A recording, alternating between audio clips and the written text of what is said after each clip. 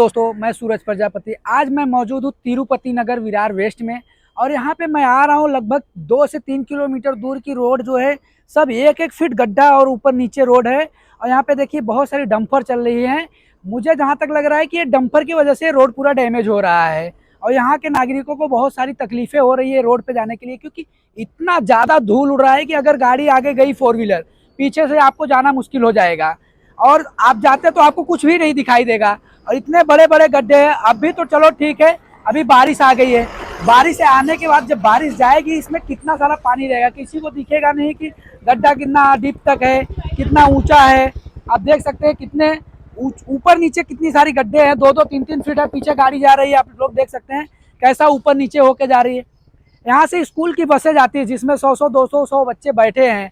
अगर कभी बगल में नाला है, नाला भी प्रॉपर तरीके से नहीं है, बस गड्ढा है, कभी भी वो अंदर धंसता है तो बच्चों के साथ जो हादसा होगा उसके जिम्मेदार कौन हो? कर रहे हैं राजनेता लोग हैं, उनसे मेरा सवाल ये है कि ये काम क्यों नहीं होता है।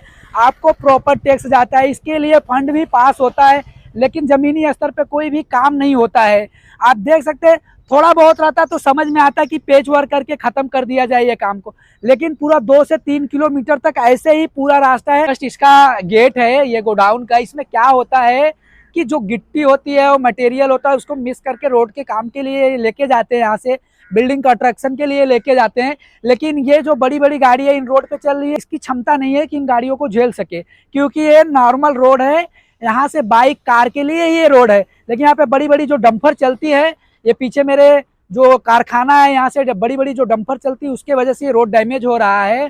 तो इस पे गौर करने वाली बात ये है कि डंपर ये जो चल रहा है, ये जो कंस्ट्रक्शन का काम पीछे चल रहा है, सिस्टम के ऊपर सवाल उठाने से कुछ नहीं है। सवाल हम लोगों के ऊपर भी उठना चाहिए, क्योंकि अगर हम लोग राजनीति में झंडे ले लेके दौड़ते हैं, हमारे घर के बच्चे दौड़ते हैं, और जो भी आम नागरिक है, झंडा लेके दौड़ने वाला कौन है? हम ही और आप लोगों के बीच से आने वाले हैं झंडा लेके दौड़ने वाले, पॉलिटिक्स का जो है प्रचार करने वाले। तो इसका कहीं ना कहीं जिम्मेदार हम खुद हैं, क्योंकि हमें किसी भी पॉलिटिक्स का झंडा लेके उसके प्रचार प्रसार में नहीं जाना है, और हमको बिकना नहीं। अगर हम बिकेंगे, वोट बेचेंगे, तो इस तरीके से काम होना ही है, क्योंकि ठेकेदार जो भी कॉन्ट्रैक्ट पास होता है, उस कॉन्ट्रैक्ट के लिए पहले से ही वो फंडिंग करते रहते हैं। बड़े बड़े नेताओं को, बड़े बड़े अधिकारियों को फंड पास करेंगे तो उनको कॉन्ट्रैक्ट मिलता है।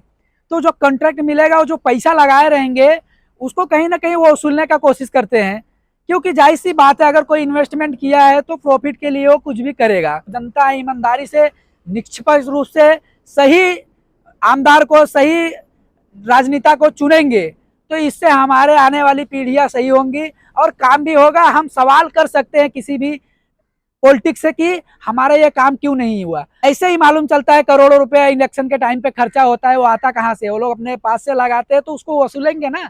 इसी तरीके से वसूला जाता है। ये रोड दिखा दिया जाएगा कि हाँ बन गया है, इसमें जो करोड़ों का फंड पास होता है, लेकिन उस पर काम कुछ नहीं होता। जमीनी स्तर पे 2-3 जगह काम करके फोटो शूट, रीलबाजी कर देंगे, दिखा देंगे लोगों को कि काम पूरी तरीके से हो गया है, लेकिन जमीनी स्तर पे कुछ भी काम नहीं होता है। इससे प्रॉब्लम उसको होती है जो आदमी सही से ईमानदारी से वोटिंग करता है, उसके लिए तकलीफ होती है। जिसके पॉकेट मनी से टैक्स जाता है, उसके लिए दिक्कतें होती है। बसें यहाँ से जाती है बच्चों के लेके, और पूरी बड़ी बसें 2-3 फीट ऐसे ऐसे लचकते हुए जाती है।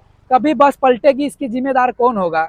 ये बड़े हादसे हो सकते हैं इस रोड के लिए। यहाँ के जो भी पॉलिटिक्स और जो भी सिस्टम में बैठे लोग हैं, उनसे मेरा रिक्वेस्ट है कि ये जो रोड है, इस पे देखिए और इस पे गौर कीजिए, इसका बनवाइए इसको, क्योंकि अगर नहीं बनवाते हैं तो आम पब्लिक जो जाती है उसको तकलीफ तो है ही, लेकिन यहाँ पे जो बच्चे जाने वाले हैं बस में, 100-100, 200 बच्चे एक बस में भरे रहते हैं। अगर कभी भी बस पलटी मारती या कुछ भी हादसा होता है, उसके जिम्मेदार कौन होगा? चल रही हैं, यहाँ पे आने वाले सभी लोगों को दिक्कत हो रही है। धूल बड़ी मात्रा में उड़ रहा है, जिससे सीनियर सिटीजन को सांस की जो प्रॉब्लम है, ये अगर इस रोड पे अगर 4 किलोमीटर ट्रेवल कर लेंगे तो पक्का वो अगले दिन हॉस्पिटल में मिलेंगे। तो ये सवाल हमारे यहाँ के जो आम नागरिक है, उनसे मेरा एक ही रिक्वेस्ट है, आप इस तरीके से कहीं भी कोई गलत काम देखते हैं, इस पे वीडियो बनाइए, आवाज़ उठाइए। अगर आज आप आवाज़ नहीं उठाएंगे तो कल आपको आवाज़ उठाने के लिए छोड़ा नहीं जाएगा, और कोई भी आपके लिए आवाज़ नहीं उठाएगा। जय हिंद, जय महाराष्ट्र।